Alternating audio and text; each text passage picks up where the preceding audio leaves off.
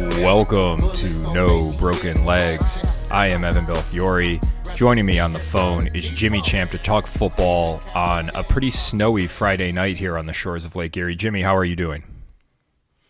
Oh, I'm great. I'm very much enjoying watching as much state final Ohio high school championship games as I can in this ridiculous weather. And it's late in the season, and we need a little help. So we called in our buddy from the DFS Deli, Sully Shaheed. Sully, how are you doing this evening? I couldn't be any better, man. If I was any better, I'd be you. Trust me. So it's a pleasure to be on with my boys. It's been a while. It's been a long season. Week 14 is upon us, and I tell you what, man, it's a lot to talk about, a lot to digest. Playoff pictures are starting to shape.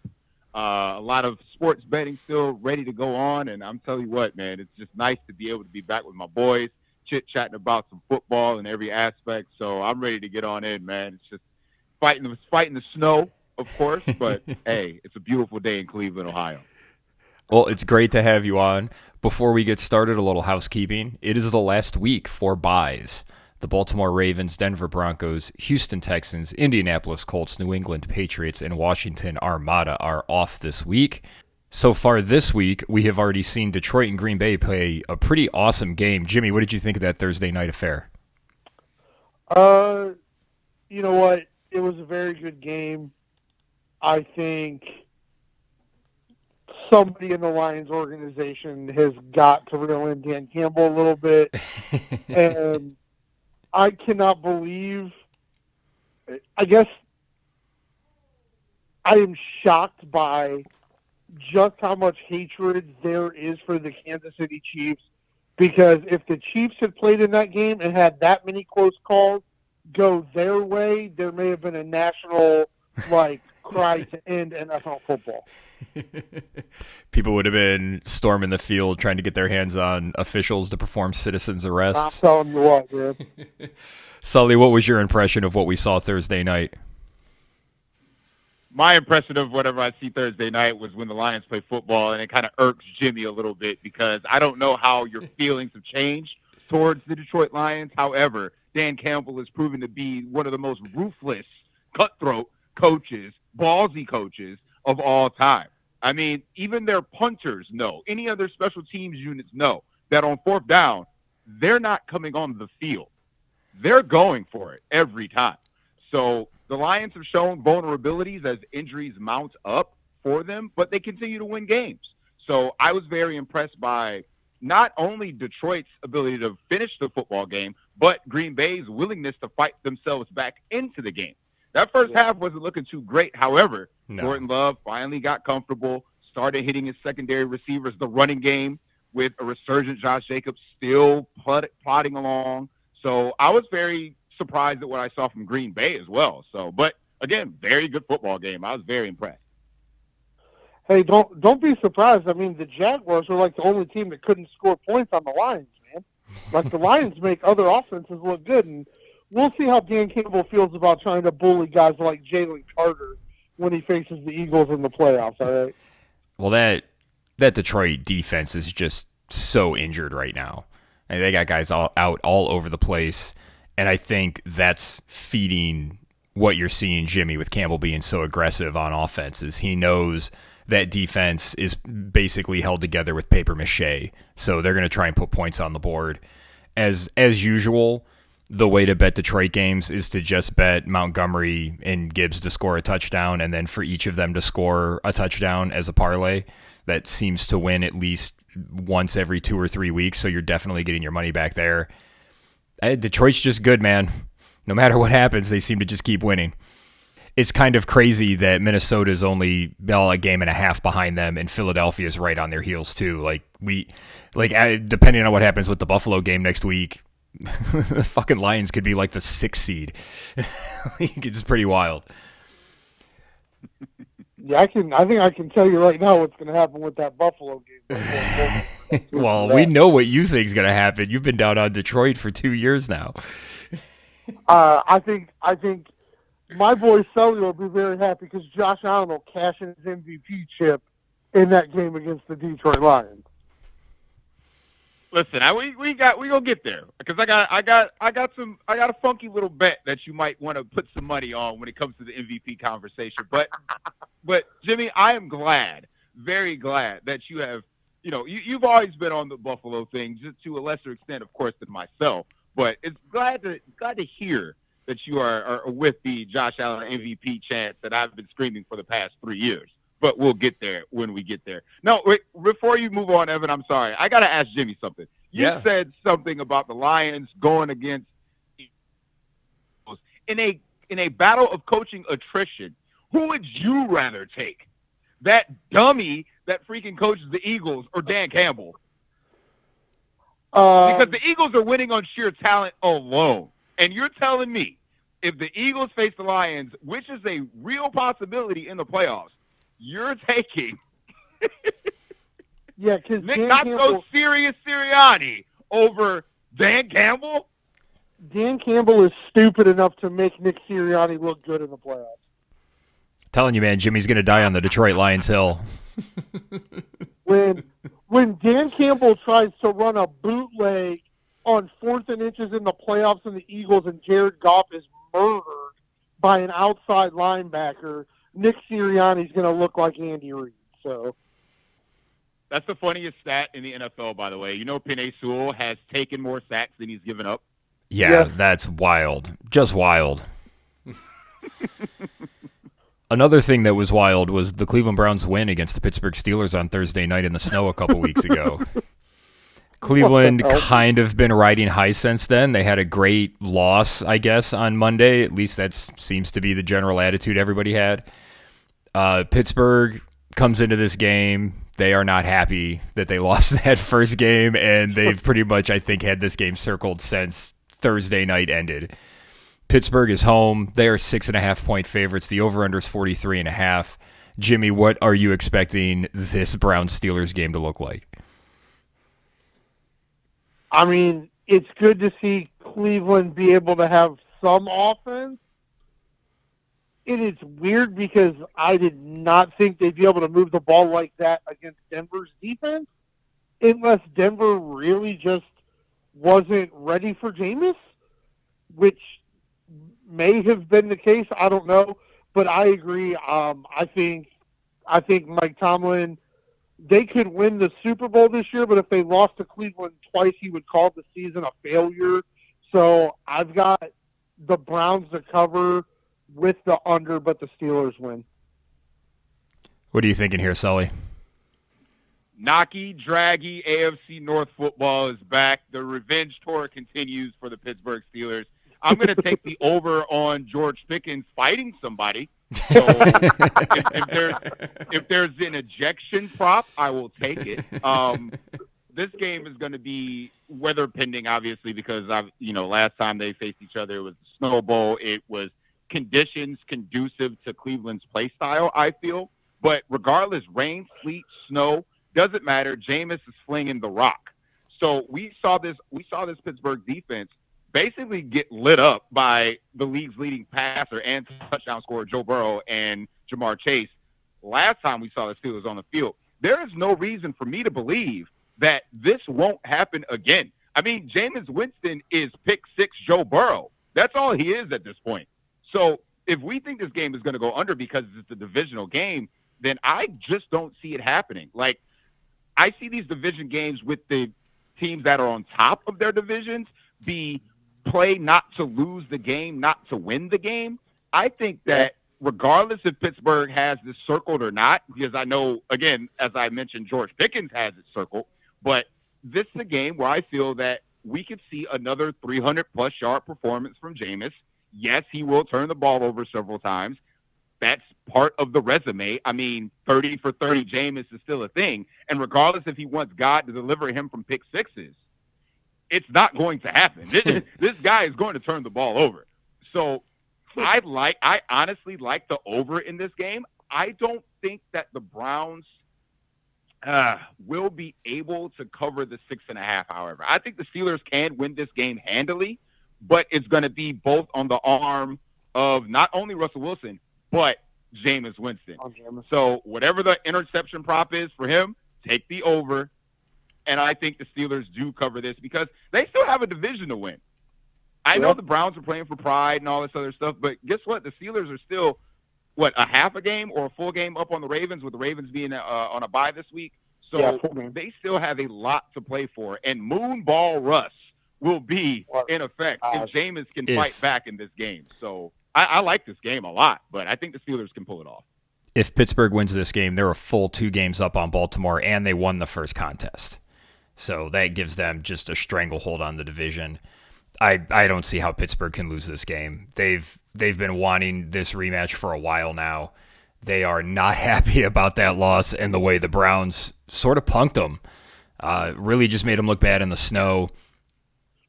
I can't believe you can get Pittsburgh at minus 285 on the money line. That just feels like stealing. I'm weary of the 6.5 because the Browns offense has been so good. I definitely like your overplay, Sully, because the Browns defense ain't stopping nobody either. So I don't see, in 24-20 gets you there. That gets you to 44 and over. I can totally see this game being like that. So I like Pittsburgh to cover. I like Pittsburgh to win. Definitely bite on that minus 285. I think that's a great bet. Any final thoughts, Sully? I think that outside of the game, organizationally, the Browns are in evaluation mode, right? Because when are they not? Deciding that this is, but I'm talking about for Jameis specifically. So is he the bridge to a first-round guy that they might draft next year? He's definitely not a long-term solution, right? No. We've seen this offense, for lack of a better word, cook under Jameis. Yes, you're going to get the bad part of Jameis, but at the same time, we like to see 300, 400, damn near 500-yard performances. That's the baseline for Jameis at this point. He's making that contract look justifiable by Jerry Jeudy. Cedric Tillman's not going to play this week, but they get to reevaluate Elijah Moore if he's going to be the second guy. There's a lot of evaluation going on with the Cleveland Can I jump in and answer your question on Elijah Moore? No. The answer is no. It's a no. Again, the organization is evaluating. Okay. So, yeah. Well, I don't trust this. I don't trust this organization to evaluate wide receivers. Yeah, that's true. Their history with wide receivers is not a good one. They seem to be able to find those mid-tier wide receiver ones because I think that's kind of what Cooper was, and that's definitely what Jarvis Landry was definitely like a mid to low tier one. That's what I feel like Jeudy is at best. Jimmy, are we going to be the last 2 people screaming at the wind about how Jerry Jeudy's not really a number 1 receiver? Does it matter? I don't know. He's their wide receiver 1, but this team has so many other problems, including who's going to throw him the ball. He is absolutely the wide receiver 1 of the Cleveland Browns. Yeah, that's a good way of putting it. Would he be a wide receiver 1 on a lot of teams in the NFL? I don't think so. But it looks like him and Jameis already have a connection. And Sully, I hate that you're right, because it just reminds some of us what the start of next year is going to be like. Everything Jameis is doing, I feel like has got a lot of people forgetting the cap hell and the Deshaun Watson situation that still looms for next year. You can't blame people for not wanting to even think about that disaster. No, but I think he's going to play games next year, man. He's going to play second half of the season games when he's healthy.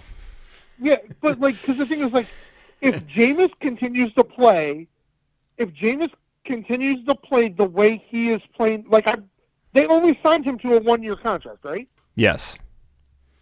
If Jameis continues to play the way he is playing now, the Cleveland Browns cannot afford him next year. I don't know how that's going to shake out. I don't know. Jameis, everybody knows what Jameis Winston is, who's looking for a guy that's going to get you maybe 7 wins, or maybe if you're lucky 9. although the quarterback class isn't, it's not like there's a ton of great free agent quarterbacks out there. Daniel Jones, anyone? Mac Jones? There you go. Mac Jones, anyone? Boo! What? Nobody's interested in either of the Jones quarterbacks? What about Derek Carr? I think he might be out there. I think New Orleans can finally get off his money. Jimmy Cousins. Jimmy Garoppolo. Another one. Well, he has a 3-year guaranteed deal. I don't think he's going anywhere. Oh, they're cutting his ass. Jimmy Garoppolo. You probably get you some Jimmy Garoppolo or some Gardner Minshew. There it is. There's never been a Browns quarterback like Gardner Minshew. Well, that would be classic Browns. Run Baker out of town so that you can get the poor man's Baker Mayfield 3 years later.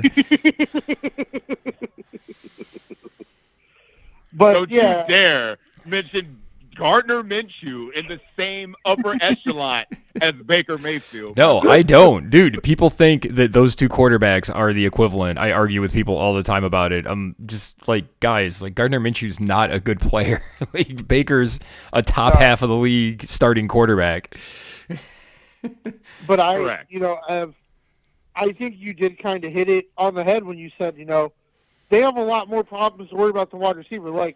They should be probably trying to sign Jameis for next year right now because he's shown you enough already.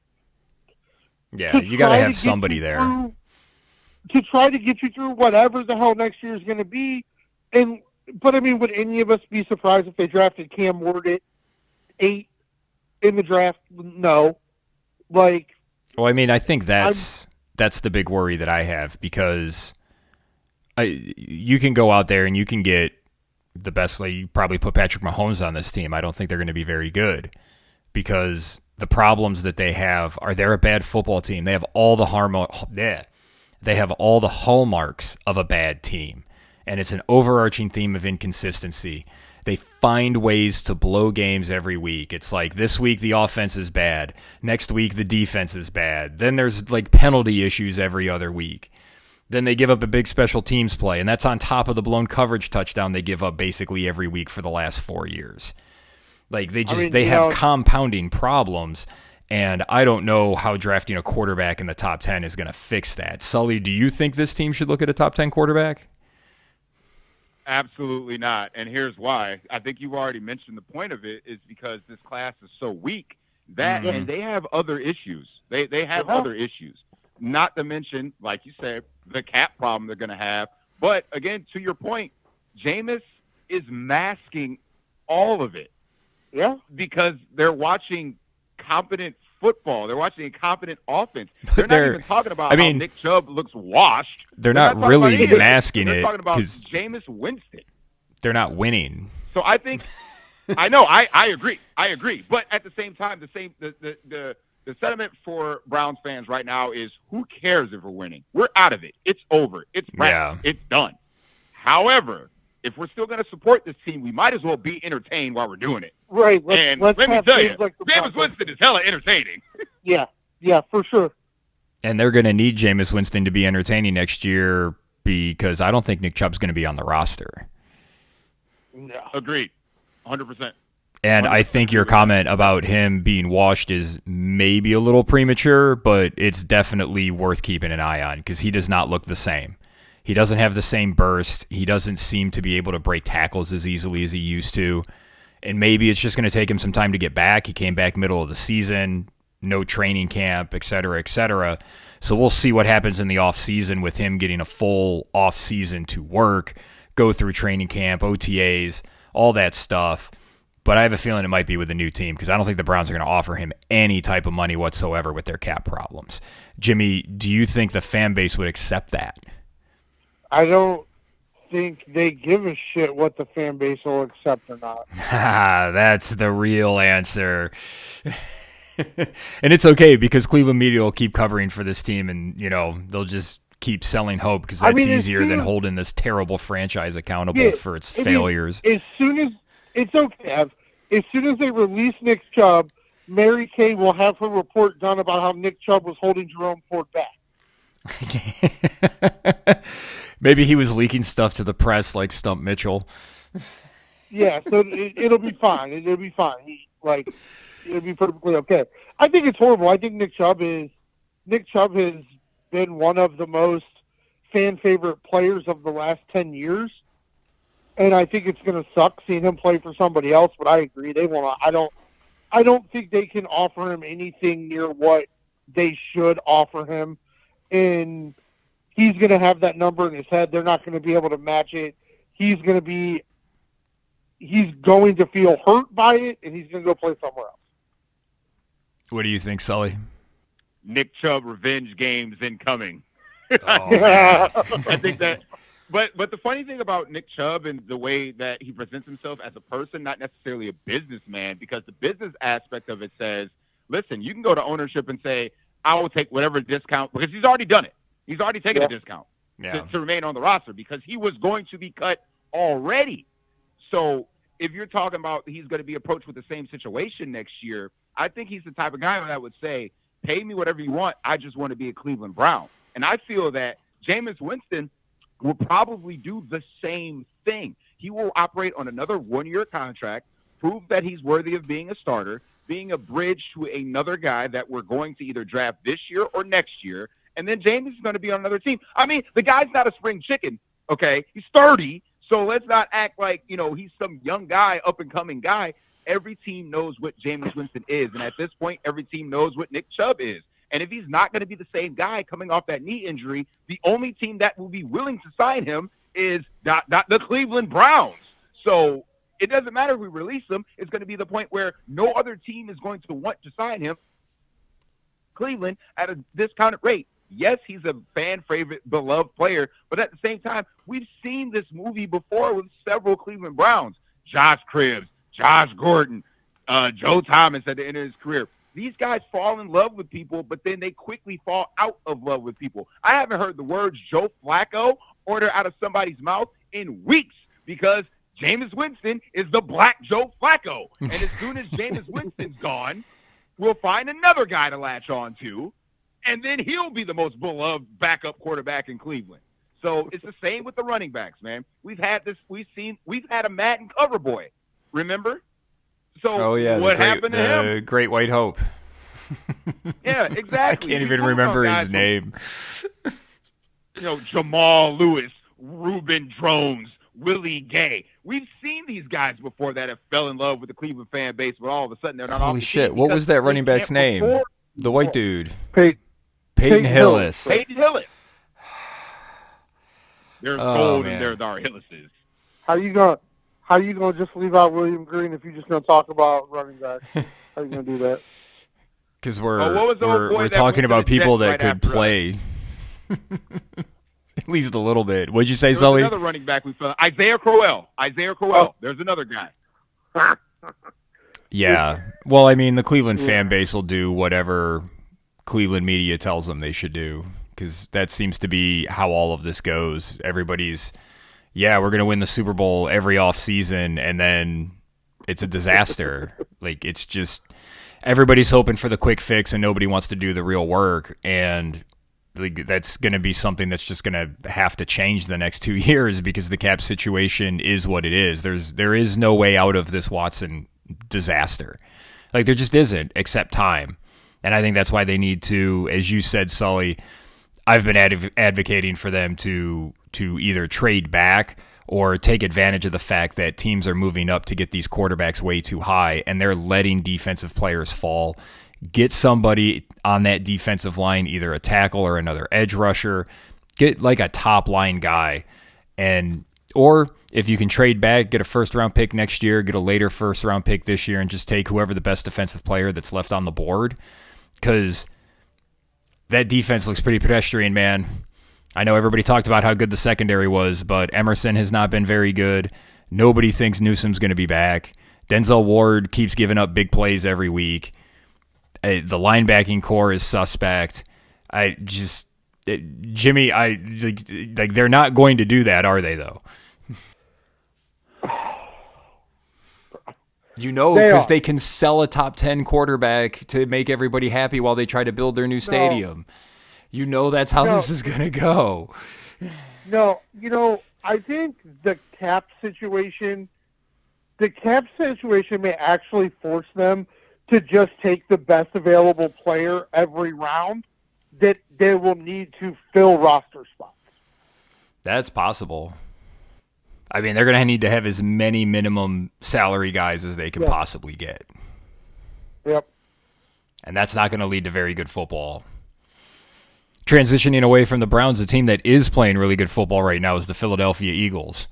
I did not have a lot of faith in this team and still kind of don't, but they are hosting the Carolina Panthers. They are 13.5-point favorites. The over-under on this game's 46. The Eagles are minus 750, Panthers plus 525. Sully, that's a lot of points. Can Carolina keep it within that, or is Philly just going to run over them? Hey, listen, don't look now, but Carolina's playing good football. Yeah.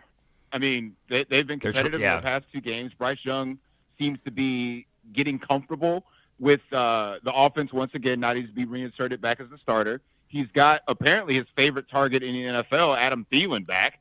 So, he's got that rolling for him. And again, Chuba Hubbard just got paid, so they have their running back situation figured out. And their new OC that took over in the middle of the season seems to have a nice connection with Bryce Young. I think that the Panthers still are a trash team. Don't get it twisted. However, they've covered the spread their last three games. So 13.5, you said, is a lot of points, even for this Philadelphia Eagles team. I think Philadelphia is going to be pushing for this Saquon Barkley for MVP. Push towards and not tush push, but regular push towards the end of the season. And I think they're going to ride him for the most part because that's what they've been doing over the past 7 to 8 weeks. It's Saquon Barkley all of a sudden down at the 1, and they have the most unstoppable play in the NFL in the tush push at the 1-yard line. Jalen Hurts is going to score. So it's not the fact that the Eagles can't put up points because they can. But I think that their lack of efficiency in the passing game is starting to show itself because Jalen Hurts can't throw worth a damn. I mean, he only attempted 12 passes last game, and they steamrolled their opponents because on the legs of Saquon Barkley. Can they do this again against the Panthers? Yes. But if it's going to be a ground-focused game, that means the clock is going to be continuously running, and that game could end before you look up, and it hasn't even started. So that spread is a lot to cover. And again, Carolina has been playing good, complimentary football. Not winning games necessarily, but I mean, this team took the Chiefs to the brink. They did the same with the Bucks, and we're talking playoff teams. And the Eagles, same situation, playoff team. So I think Carolina can cover this. And I mean, they could probably cover this comfortably. So are they winning? Absolutely not. But if there's a rushing prop for Saquon Barkley, take the over. They're going to ride him to death because he's going to try and gun for Eric Dickerson's record. They do have that extra game now, so, it's kind of inflated. But at the same time, I think Carolina can cover this. I'm taking Carolina to cover.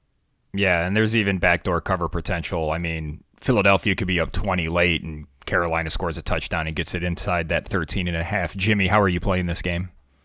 Yeah, I agree with everything Sully said about the Eagles' offense. I think the Eagles will win this game by 2 touchdowns because of their defense. I think Carolina has been playing good football, but it ain't been against this defense. You try to throw that option route out there to Adam Thielen against this secondary, it's pick six city. If Philadelphia won this game 14-0 on 2 long Saquon Barkley drives, I would not be surprised at all. And I agree with everything Sully said about Carolina. I think they are playing much better football, but this is a defense that is just absolutely clicking right now, and I think they are pushing the boundaries of how good they can be, and I think that will really affect Bryce's timing, that he's actually playing pretty well. I think it'll be a step back for them offensively. I think Philadelphia is going to win this game easily. I think I'm with Jimmy. I like that Philadelphia defensive front to cause big problems for Bryce Young. I think Carolina's had a nice little run. I think it comes to an end here. I think Philadelphia gets a big win. Sully, you obviously think,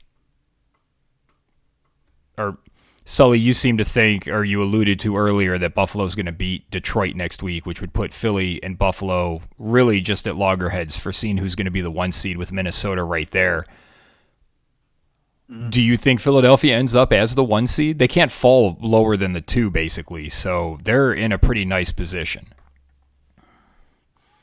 Detroit has a tough schedule to finish out the season. Oh, yeah. And we've already seen in the past that Dan Campbell is going to play all his guys every week.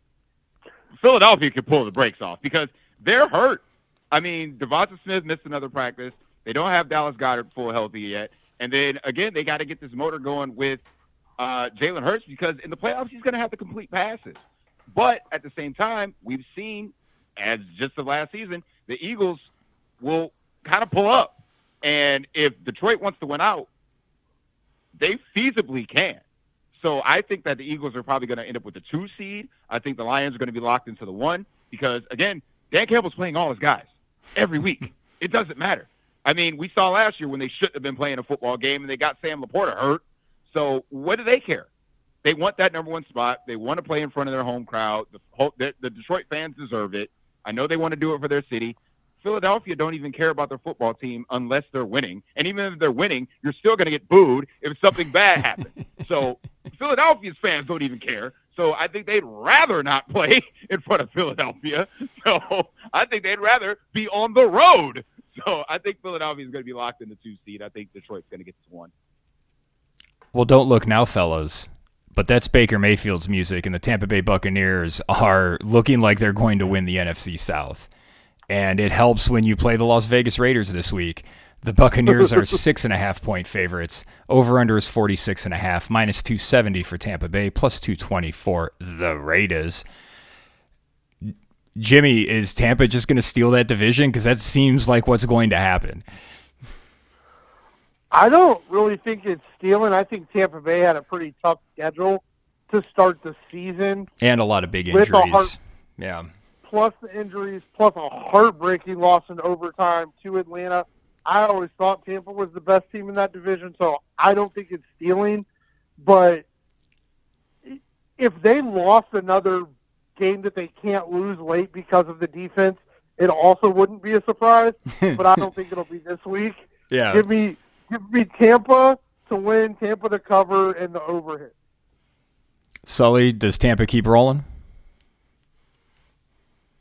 Guys, I'm going to give you a couple of controversial takes, and I don't know if you're ready for it because I think last time we spoke last season about how high I was riding the Tampa Bay Buccaneers and Baker Mayfield, okay? So the controversial take is that if you find a book that has the MVP odds, if the Buccaneers win out, Baker Mayfield can make a strong case for your league MVP. He's 3rd in the league in touchdowns. He's second or third in yards, and he's doing it without Chris Godwin, half of a Mike Evans. He made Kate Otten look like peak Rob Gronkowski for a couple weeks. This Tampa Bay defense is stopping nobody, so he has to constantly put his team in position to win. He leads the league. He's second in the league in fourth quarter comebacks behind Geno Smith, and it's like, the dude just continues to win. And if he puts up the numbers coinciding with winning and he fights back from the adversity of losing all of his key pieces for a chunk of the season, Tampa Bay is not going to steal this division. They rightfully deserve to win this division. Yeah. Whoever we thought the Falcons were, they're not. Kirk Cousins has turned into a pumpkin. He's leading the league in interceptions. He hasn't thrown a touchdown in 3 games. And it's like, this team is primed to make a push. I mean, do I need to mention that the only blemish on Detroit's record is checks notes, the Tampa Bay Buccaneers? So this team has proven that they can compete with anybody. And if they win that division, and as they proved last year, someone comes to Tampa, they're probably going to lose. Tampa Bay will win that game because Baker Mayfield is a dog. So if you got $25 just laying around on the off chance that the Buffalo Bills take it easy on Josh Allen and he stops his MVP push, because we've seen that happen in the past when, 2 seasons ago when Jalen Hurts was going to win the MVP, but then he got hurt and he couldn't play the last 3 games or whatever the case was. If Baker continues this run, his numbers are one of the top 3 players in the NFL, but he wins alongside of that. Not with Joe Burrow's inflated numbers, because all they do is lose. Baker's winning in spite of that. Yeah, so, but I mean, Baker, give me the points. Give me the points. They're going to cover. Oh, they're going to cover. But Baker Mayfield starts his MVP push. I like the sentiment. The press isn't going to give Baker Mayfield the MVP. They didn't give him the Comeback Player of the Year award that he should have won last year, and they gave it to the guy that. Well, it's because this is a narrative award. It's not about what actually happens on the field. I mean, it's just I've advised our listeners for a while to not bet MVP because of what happened. What was that, 3-4 years ago now, when Patrick Mahomes was the MVP, but then all of a sudden they were like, no, we're going to give it to Aaron Rodgers, and it's like, wait, but that team was. Wait, what? They were 14-2. Why are you giving it to Aaron Rodgers' team? Like, that team's not that great. So I like the sentiment, and I think Tampa Bay is definitely looking like they might make a run. It's just, even if they make a run and win that division, the press isn't going to give Baker any credit. They didn't give him any credit last year. They're not going to give him any credit this year. And I don't think that's fair. That's a but shame. that's just it's just what is.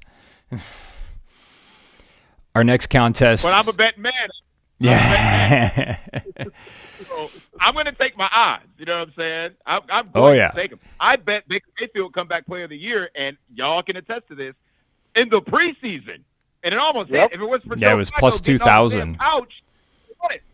It was plus 2,000, and I was really angry when he didn't win it because I did throw a little bit of money on that. Man. Our next contest sees the Minnesota Vikings playing the Atlanta Falcons, who we just talked about. The Vikings are 6-point favorites. 45.5 is the over-under. Minus 245 for Minnesota, plus 200 for Atlanta. Sully, I've been wrong with both of these teams all year. I have no idea what to make of it. Kirk Cousins looks like he can't do anything anymore. So, I mean, I guess the Sam Darnold train keeps rolling for some reason, somehow. Yeah, these teams are tough to predict. I mean, it's one of those coin flip type of games where you don't know which side of the Vikings you're going to get. Is it going to be early season, Sam Darnold, 4 touchdown a game, Sam Darnold? Or is it going to be they play boring football, this game ends 15-12, and the Vikings score in another victory? Like, the Falcons suck. Like, they suck. I mean, we got Kyle Pitts playing a 42% snap share, doing absolutely nothing. Another donut from him. Drake London and Darnell Mooney finally healthy, looking okay. Bijan finally getting plus 25 touches a game, which is good. But that's the only way they're going to be able to function on offense. I think the Vikings can do just enough to get another victory. It's going to be boring. I don't like this game at all. I like the under. I really like the under. It's going to suck. So, like you said, mate, I've been wrong on these two teams as well, but I would pound the under. But that's the only takeaway I would take from this game. The Vikings will win, but it's going to be ugly. Jimmy, I'm probably going to be putting Minnesota in a whole bunch of parlays, at least their money line in a bunch of parlays. How are you approaching this game? Yeah, I totally agree with Sully. I think whichever Vikings team shows up, they're better than whatever the Falcons are going to put on the field. So I love the Vikings money line and the unders. Speaking of quarterbacks that had Achilles injuries that did not play well this year, the New York Jets will be traveling to Miami to take on the Dolphins. The Dolphins are 6-point favorites now. That's moved a half point towards them since this afternoon. Over-unders 45, minus 265 for the Dolphins, plus 215 for the Jets. I'm just going to take this opportunity to say the Jets are who I knew they were, and it looks like Miami's rounding in the form, and I think Miami's going to just kill them. And just like I said about Minnesota and putting Minnesota's money line and maybe the spread into a bunch of parlays, I'll be doing that with Miami as well. Sully, are you going to try and talk me out of it? Absolutely not. This Jets team is trash. They've quiet quit. They're packing it in. The organization, quietly has made it pretty abundantly clear that they're moving on from Aaron Rodgers next season. Breece Hall out. So they got to rely on Braylon Allen in the backfield. I think that the Dolphins they need to win out to get into the playoffs. And is Tua playing at home? Check. Is the temperature going to be above 45 degrees? Check. Tua has been playing, since his return from his injury, has been playing lights out. I mean, he's been playing really good football. He's got, I think it's over a 65% completion percentage, 12-1 touchdown and interception ratio. David A-Chain is cooking. I mean, and we haven't even seen the best of Tyreek Hill yet. So I think that, yes, I agree with you. The Dolphins are going to absolutely stroke the New York Jets, and the downside and the downfall of this organization as a whole, this front office as a whole, and the terrible decisions that they've made will continue to compile upon one another. And it's going to be an embarrassing loss. The Dolphins are going to kill these guys. So that's my take. I'm not talking you out of anything. I actually picked up Tua Tagovailoa in another fantasy league. There you go. Because I know he's about to stroke the New York Jets. I believe Sauce Gardner is either dinged up or he's not going to play. Jimmy, are you going to try and talk me out of that approach? No. I mean, I've got a couple pretty big playoff parlay tickets that the only spot I'm missing are the Dolphins. Ooh. So I am all in on the Fins winning the last few games of the season. But if they're all season long, every week, there has been a game where we have made money line bets and gone, I don't even have to think about this game. And then when you check the scores at 3:30, you're like, what the fuck? And it's either this one or the Falcons game, one of the two. Like, either the Falcons or the Jets are going to find a way to win a damn game this week. It's going to piss me off. But there's no reason the Dolphins should lose this game. I agree with everything Sully said. Evan, kudos to you. You were very right about how bad it was going to get in New York. I thought the defense would be able to mask the problems on offense, and I was very wrong about that. So we'll see how this season plays out for both these teams. Speaking of ugly teams that I don't want anything to do with, the New Orleans Saints are traveling to the Meadowlands to take on the New York Giants. The Saints are 5-point road favorites. This has also moved a half point towards the Saints. 41's the over-under, minus 218 for the Saints, plus 180 for the Giants. Jimmy, both these teams suck. I don't know. Are the Giants really 5 points worse than New Orleans? I don't know. Can we flex this out for the SEC championship game? Like, I don't know. No, I don't think either of these teams deserve to be favored in a football game. Like, I don't know. I don't know what to do with this. I have no idea. Yeah, it just screams stay away, doesn't it? I know you're probably going to take the Giants because you're so against the Saints, so I'll take the Saints.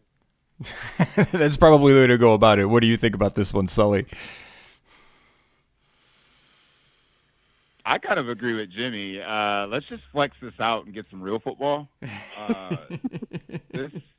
Both these teams stink. But one thing I will say about the Giants is that Drew Lock, who's going to be starting for him, is basically auditioning for a job.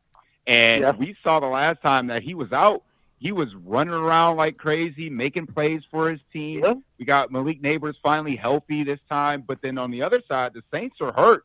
Their Weapon X that I've called him for years now, Taysom Hill, hit the IR. They don't have anybody with the exception of one Alvin Kamara, who is on track for his first 1,000-yard rushing season. His first, because they don't have anybody else to give the ball to.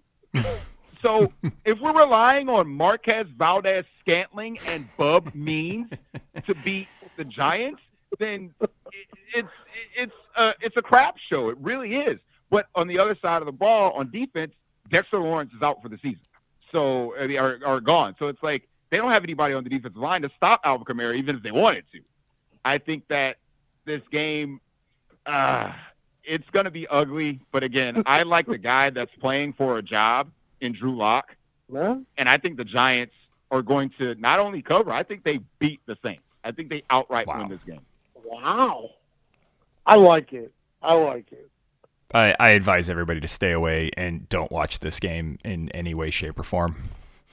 It's my advice. That's also my advice. People watch car wrecks, bro. People can't take their eye off car wrecks. Why not? Why not? When it comes up on the red zone, just kind of take some intrigue to it. Why not? I think people should also skip the Tennessee-Jacksonville game where the Titans are 3-point favorites at home. 40's the over-under, minus 166 for Tennessee, plus 140 for Jacksonville. I mean, Sully, my instincts tell me to bet on Tennessee because we only have so many chances to bet against Mac Jones. What do you think?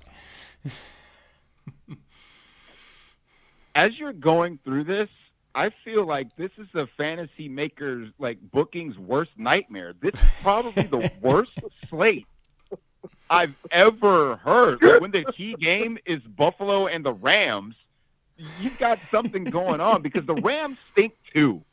So, hey, nothing. We'll get there when we get there. But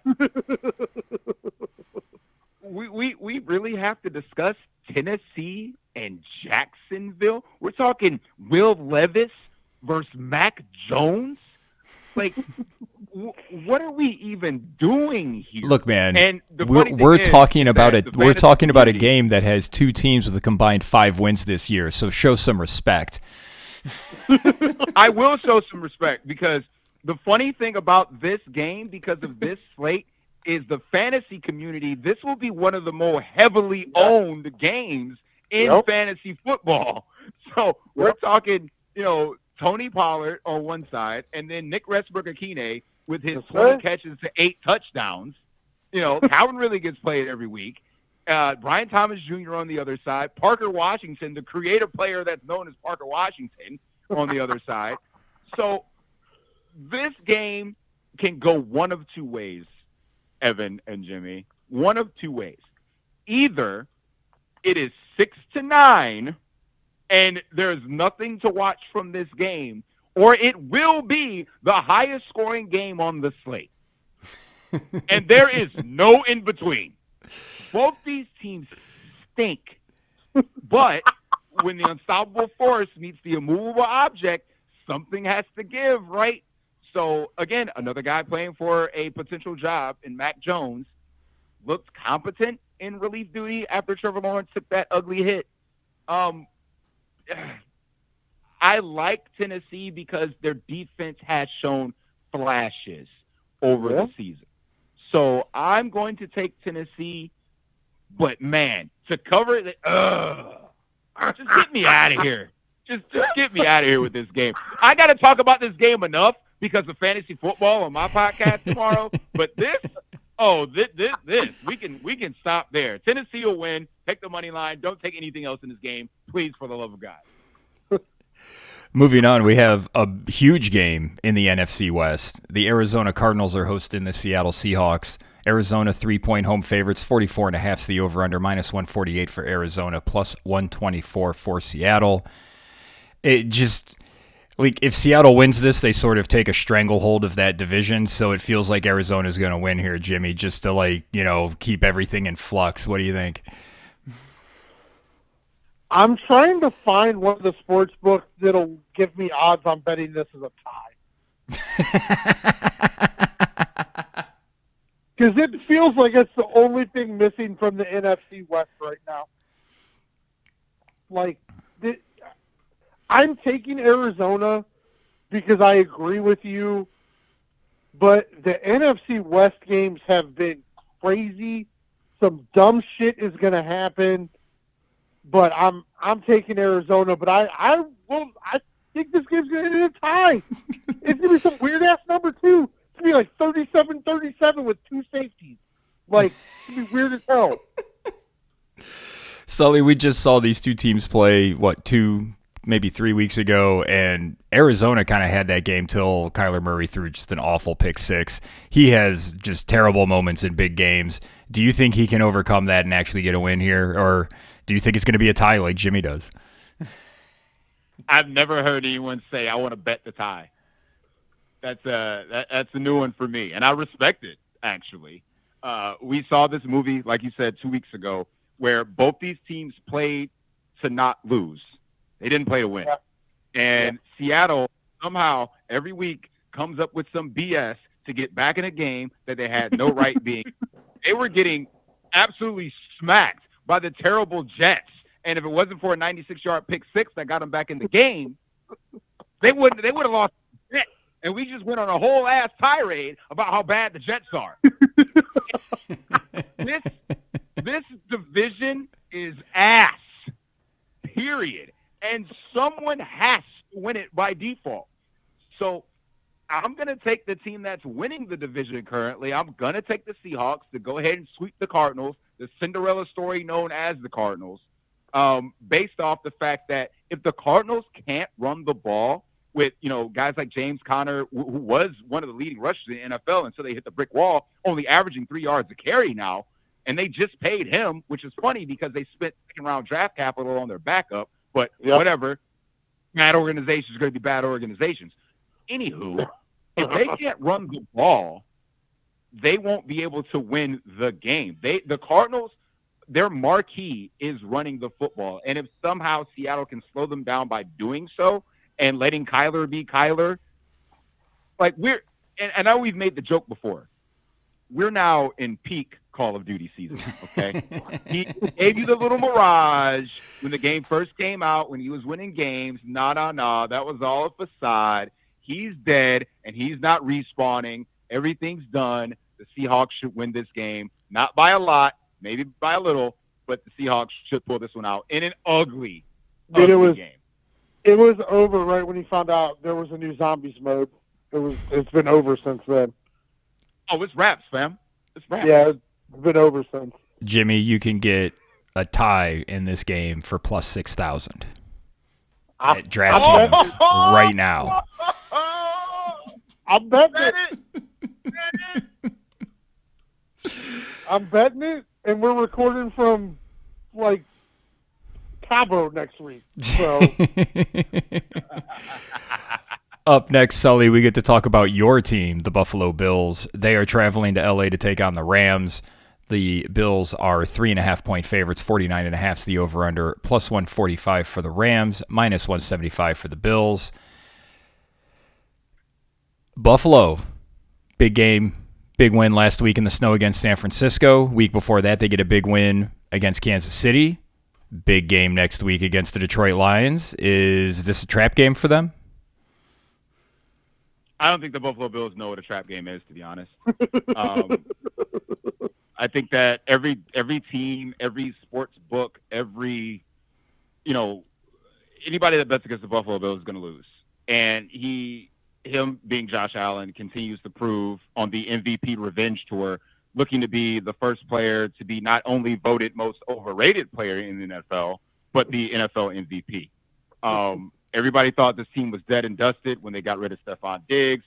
X amount of pieces missing on defense, but the team continues to win, and they continue to get healthier. Matt Milano came back last week. Micah Hyde is back from the practice squad. He should be back in the active roster this week. There's a renaissance happening in Buffalo, and they've done it through a collective agreement, right? They don't have a true number one receiver. James Cook really isn't the true number one running back because they split time between all three of their guys. And Josh Allen just happens to be a bona fide running back. But the thing about this game is that Buffalo's one weakness is stopping the run. And you know what the Rams like to do.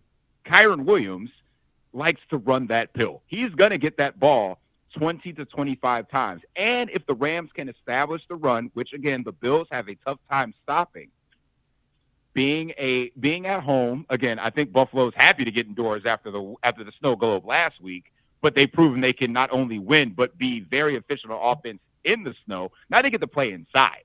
But, again, if the Rams can establish the run through Kyron Williams and control the pace of this game, I think it could be very competitive to the point where the Rams might have an opportunity to actually win this game. We know when it comes to fourth quarter comebacks, if the Rams are down, there's not too many quarterbacks in the NFL I'd rather have the ball in their hands than Matt Stafford.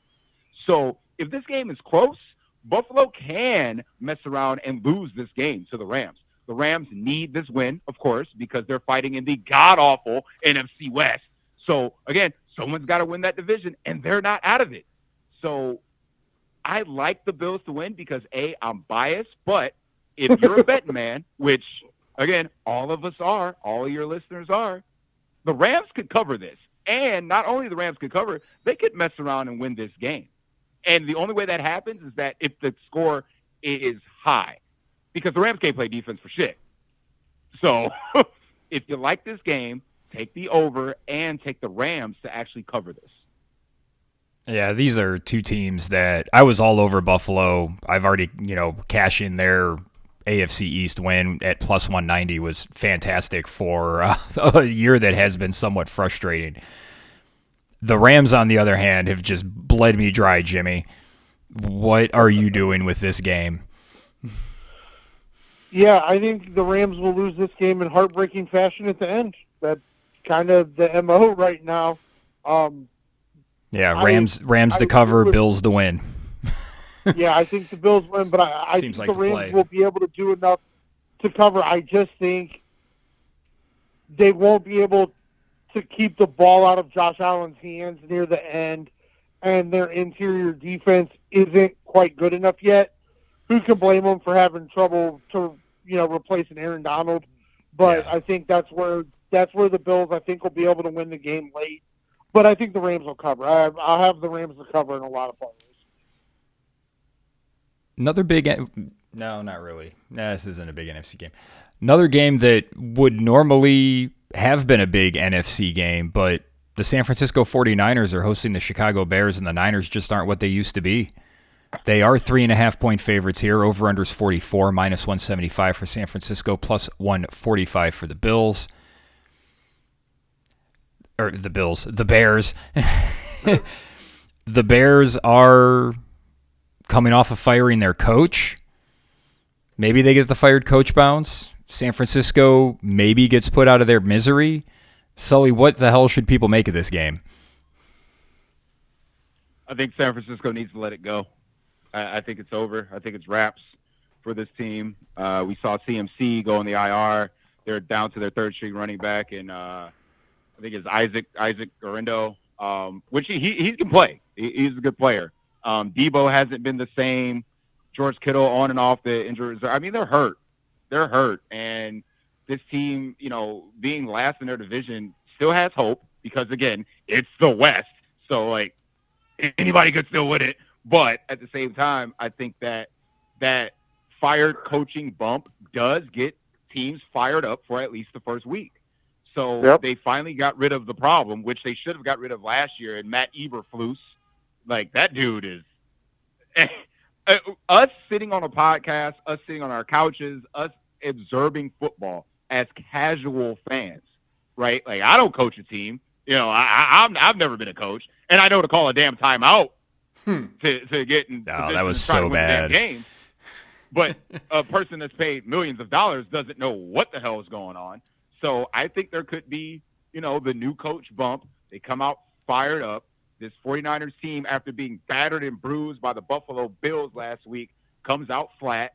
And I think the Bears can win this game. I would take the Bears' money line. Wow. Forget them to cover. I think they can outright beat the 49ers on Sunday.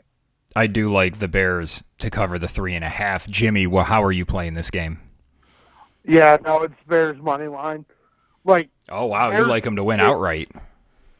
Yeah, just and I think this probably is more of a betting strategy than anything. I don't know how you can watch San Francisco right now and think they're 3 points better than anyone. And with that coach bump that we know happens for that first week, why take Chicago +3 when you could take the money line with better odds? Yeah. It just makes sense to me, and I agree. I think San Francisco doesn't know what to do. I don't think it takes away from Kyle being a great coach, but they're just in a no-win situation right now. The receiving core is not what it was. When any team gets to the third-string running back, you can only scheme so much. And I think they're beat down. They're beat up, and the Bears' offense finds enough rhythm during a game to put some points up. So I think the Bears win this. From the NFC West to the AFC West, where the Kansas City Chiefs are hosting the Los Angeles Chargers. The Chiefs are 4-point favorites. Over-under sits at 43, minus 205 for the Chiefs, plus 170 for the Chargers. This just has all the makings of a game that's not going to be very fun to watch, Jimmy. Kansas City hasn't been playing inspiring football because it's not the playoffs yet, and the Chargers, surprise, surprise, J.K. Dobbins got hurt. And now they're going to have to go in and play Kansas City without the guy they were really leaning on. What do you expect here? Yeah, I mean, I think there's a drop-off, but I don't think it's a horrible drop-off going from Dobbins to Gus Edwards. So, I think the Gus bus will be okay. I think this is going to be the best game on the slate. I think this is going to feel like a playoff game. And I think whatever the best version of regular season Kansas City football is, you're going to get it in this game Sunday night. I'm taking the Chiefs. I think the defense and the offense will click. And I think there's going to be a narrative early next week of a lot of people going, maybe the Chiefs are still pretty good. Because I think this is going to be, I think the Chargers are really good. I still think the Chargers will end up in the playoffs in the AFC, but I think the Chiefs are going to win this football game, and I think they're going to do it in kind of dominating fashion.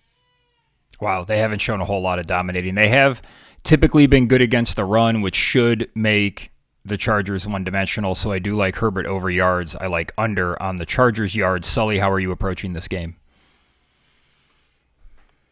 Who made this slate? He's still mad about that. Why in week 14 do we have 6 teams on bye and have to deal with Sunday night football of the Chiefs and Chargers? Why do we have to go through this? The Chiefs are the prime example of they can't keep getting away with this. And every week they continue to get away with this. The Chiefs can do just enough to win football games, and everybody thinks the switch is going to turn on when the playoffs start, and the Chiefs in their 3 Super Bowl rings are going to go get another one, and et cetera, et cetera. I'm over it. I'm sick of it, and I know that it's Buffalo Bills bias built into my takes. However, this Chiefs team is not that good. The Chargers got away from their identity last week when they refused to run the football. Yes, I understand that J.K. Dobbins is hurt now, but again, they only gave Gus Edwards 6 opportunities in the entire game. If the Chargers are one-dimensional, they're not going to be able to win the game because that's not who Harbaugh is.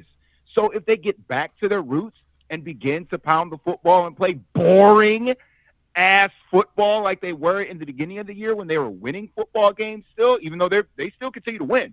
But at the same time, the Chiefs can't keep getting away with this. I know on the other side of the ball, the Chiefs have a contract incentive with DeAndre Hopkins. If he plays a certain amount of snaps, they bump up the draft pick. So they're cutting his playing time back. And I think that Xavier Worthy hasn't broken out as a playmaker they want him to be. So they're relying on old Travis Kelce and Noah Gray to run their offense. But at the same time, they did get Isaiah Pacheco back as he slowly eases into that number 1 role again, returning from that leg injury. I think this game is going to be slow, ugly. I'm not going to watch a single second of it. And the Chiefs are going to win because it's the damn Chiefs, and they're going to find a way to do it in some BS fashion. So Chiefs money line is safe. I don't know when the hell they actually cover the spread. They got to be less than 50% on the year covering the damn spread. They have to be. So I mean, they probably are. Chiefs team. Yeah. This isn't the same Chiefs team. They're just not. But the Chiefs will win. I don't think they can cover the 3.5. Sully, I could probably replay you saying all of that this time last year, and the Chiefs won the Super Bowl. And everybody said it last year, and the Chiefs won the Super Bowl because the regular season doesn't matter. They are holding back. They are doing what LeBron James and NBA teams have been doing for years, where they hold back in the regular season. They have plays. They have things that they can exploit, and they just don't use them in the regular season because they don't need them. And they are going to flip that switch, and they probably are going to win another Super Bowl because that's who they are. I never said last year that they can't keep getting away with this. Like last year, they were winning games convincingly. This year, 9 Not really. games. I mean, in the playoffs, they played. Less points. 9. They came out and played really well in the playoffs as soon as the games really started to matter. They came out and won. And they don't give a shit, man. This is fucking early December. It's not time to worry about it yet. It frustrates me to no end. Oh, I bet it does as a Bills fan, because if you have to watch your team season lose to the Chiefs for the 4th year in a row, it's probably going to drive you insane. They're literally bored with the regular season, Evan. They're bored. Yeah, because they've won 3 Super Bowls in 4 years. Is boring to them. How bad is that? That's how good they are. Let's move on to our final. Go ahead, Jimmy. Rice either. Like, I hate to tell you, but you're like in the 8-week build up to the Royal Rumble, where they're pretty much already telling you who's going to be the last man and who's going to win, and you're like, nah, it can't be that again. They wouldn't do that again, and I'm pretty sure it's going to happen again. You're talking to the guy that bet Gunther to win the last 2 Rumbles, so you're right. Everyone knows that Cody Rhodes was going to win, but in my heart of hearts, I said, ain't no way they're going to have a freaking win. I'm betting someone else, and I bet Gunther the past 2 years, and it didn't work out. But you know what? This year, Jimmy, Evan, freaking the Chiefs are losing. Whoever they go against, goddammit, they're not going to the Super Bowl again. They can't keep getting away with this. They can't. You're pissing me off. You're working me into a shoot, Jimmy, and I don't like that. Well, I know what can calm you down very quickly. That's talking about the Cincinnati Bengals traveling to Dallas to play football. The Bengals are somehow 5.5 point favorites. 49.5 is the over-under. Minus 230 for the Bengals. Plus 190 for the Cowboys. Sully, with how bad this Cincinnati Bengals team has been, how are they 5.5 point road favorites? Because Joe Burrow is leading the league in passing. Jamar Chase is leading the league in receiving touchdowns. That's why. They can score with everybody. The fact of the matter is they can't stop anybody. They're going to make Cooper Rush look like prime Troy Aikman in this game. This defense is trash. And somehow, over the past 2 weeks, the Cowboys have been playing competent football, which blows my mind because that team is ass too. You know, I don't think that you've named 4 good teams on this slate. Every good team is on a bye, Evan. Jimmy, the Buffalo Bills, stands the Kansas City Chiefs. Everybody else sucks. Steelers are good too, but still. But oh my gosh, like the Bengals. This is probably going to be the most entertaining game, and we get it on Monday. So it's like, what the hell? That's what I think people should do is don't bet on either of these shitty teams. Just bet on Burrow to throw touchdowns to Chase and Higgins, and I don't know, Brown will probably get a touchdown in there, and then Cooper Rush will probably throw 4 touchdowns. What do you think we're going to see there on Monday night, Jimmy? Over. Yeah, over. The Cowboys win. I think the Cowboys win this game. Probably. I don't know. That's how it's gone for Cincy this year. Cincinnati should probably be a little bit glad that there are some organizations like the Browns who have eaten up a lot of the what the hell is wrong with that team conversation to where people haven't dove much deep. Because it's all the talk is, well, Burrow's great, Chase is great, and the defense sucks. But there isn't a whole lot of talk of how a team that was supposed to be the heir apparent to the Chiefs, who somehow passed Buffalo by, is in this situation. There's not a lot of talk about what the hell happened to this team, which is kind of wild to me because there's no reason for an NFL defense to be this bad every week. Like, most defenses have a game or two where somebody flashes, somebody does something, and this team, I mean, Joe Burrow says all of the right things, but he has got to be a little concerned and a little frustrated because it doesn't feel like they're one piece away anymore. Feels like they're like a whole side of the ball away. And that is not what he expected a couple of years ago. No, absolutely not. But both these teams stink, and they're not going anywhere. At least not this year. No. Yeah, Cowboys winning this game. I didn't mention that in my rant, but the Cowboys will win this game. Well, that's it, fellas. That's the Week 14 slate. I mean, I have a parlay I want to throw at y'all as we were discussing these games. Moneyline parlay with the Steelers, the Buccaneers, the Vikings, the Dolphins, the Chiefs, and the Bills pays out. That's a 6-pick parlay that pays out plus 739. Yeah. And it's one of those that makes me almost want to stake like all of the, like, you know, the 2 ways, the 3 ways, the 4 ways with all of those. Yeah. Only one that scares me is the Rams one. The Rams Bills, and I'm not doubting my team. Yeah, and I was looking at taking the Bills out of that. If you take the Bills out of it, you're at plus 434. But that's still okay. Oh yeah, that's still good odds, especially on like all of those are 4 to 6 point spreads. Just tack on the Cowboys at the end of it instead of the Bills game. You'll be all right.